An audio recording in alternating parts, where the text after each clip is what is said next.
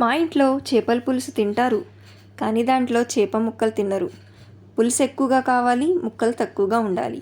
అలా అని చెప్పి పులుసు పల్చగా ఉండకూడదండోయ్, ఇలా తిక్కగా ఉండాలి. మరి నేనైతే దానికోసం ఇలా ట్రై చేశానండి. స్టవ్ మీద ఒక పాత్ర పెట్టుకొని నూనె వేడైన తర్వాత ఉల్లిపాయ పేస్ట్, పచ్చిమిర్చి వేసుకొని వేయించుకోవాలి. నేనైతే జీడిపప్పు అలానే నువ్వులు నానబెట్టి అల్లం వెల్లుల్లితో పాటు పేస్ట్ చేసి వేసుకున్నాను. మసాలా మొత్తం బాగా ఫ్రై అయిన తర్వాత 2 టమాటో పేస్ట్ వేసి బాగా ఫ్రై చేసుకోవాలి. ఇలా నూనె మొత్తం సపరేట్ అయిన తర్వాత చింతపండు రసం వేసుకోవాలి. నేనైతే చేప ముక్కల్ని ఉప్పు, పసుపు, కారం వేసి ముందే కలిపి పెట్టుకున్నాను. ఇప్పుడు ఆ ముక్కలు పులుసులో వేసుకొని ఒకసారి మిక్స్ చేసి ఉడికించుకోవాలి. ముందుగా కాస్త ఉడికిన తర్వాత ఉప్పు, కారం సర్వ్ చేసుకోవాలి.